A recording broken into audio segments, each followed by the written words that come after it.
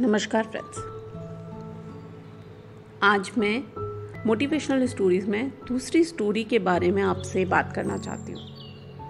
ये हमें मोटिवेट भी करेगी, जैसा कि पिछली स्टोरी के अंदर था कि आखिरी प्रयास करने से हमें ज़रूर सफलता मिलती है।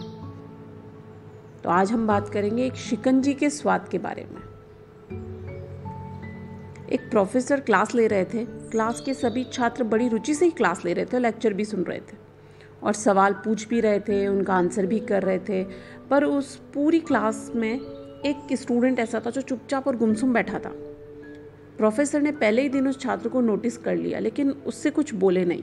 वह 4-5 दिन तक ऐसा ही चला। तो उन्होंने इस छात्र को क्लास के बाद अपने कैबिन में बुलाया और पूछा, तुम हर वक्त उदास क्यों रहते हो? क्लास में अकेले बैठते हो, चुपचाप बैठते हो, लेक्चर पर भी ध्यान नहीं देते हो, क्या परेशानी है तुम्हें, बताओ। तो स्टूडेंट एक साथ सक पकाया और बोला, सर वो कुछ हिचकिचाया, मेरे अतीत में कुछ ऐसा हुआ है जिसकी वजह से मैं बहुत परेशान रहता हूँ और समझ में नहीं आता है क्या करूँ। प्रोफेसर बहुत ही भले व्यक्ति थे।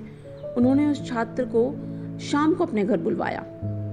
जब छात्र सर के घर पहुंचा तो प्रोफेसर ने अंदर बुलाया और बैठाया। फिर किचन में चले गए और शिकंजी बनाने लगे और उन्होंने जानबूझकर शिकंजी में नमक थोड़ा सा ज़्यादा डाल दिया। तो किचन से बाहर आकर शिकंजी का गिलास उन्होंने छात्र को दिया और बोले, ये लो शिकंजी पियो। छात्र ने गिलास हाथ में लेकर जैसे ही घूंट पिया तो नमक का स्वाद ज़्यादा था। तो उसने अजीब सा मुंह बना लिया। तो प्रोफेसर ने पूछा, क्या हुआ, शिकंजी आपको पसंद नहीं आई? तो छात्र बोलता, नहीं सर, ऐसी बात नहीं है, बस शिकंजी में थोड़ा सा नमक ज़्यादा है। अरे अब तो ये बेकार हो गया, लाओ गिलास मुझे दो, मैं फेंक देता हूँ। प्रोफेसर ने छात्र के हाथ से गिलास लिया, पर छात्र ने मना कर दिया। बोले, नहीं सर, बस नमक ही तो ज़्यादा है, थोड़ी सी चीनी और मिलाएंगे तो स्वाद ठीक हो जाएगा। यह बात सुन के जैसे ही प्रोफेसर गंभीर हो गए, बोले, सही कहा आपने। अब इसे समझ भी जाओ कि शिकंजी अगर ज़िंदगी तुम्हारी है तो उसमें नमक ही तो ज़्यादा है जो अतीत का काम कर रहा है। नमक को शिकंजी से बाहर नहीं निकाल सकते, वैसे ही बुरे अनुभव को जीवन से अलग नहीं कर सकते।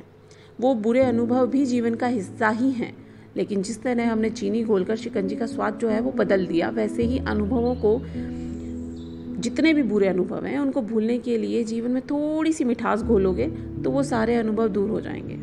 इसलिए अपने जीवन में अब आप थोड़ी सी मिठास घोलो। प्रोफेसर की बात सुनकर छात्र समझ गया और उसने निश्चय किया कि अब वो बीती बातों से परेशान नहीं होगा।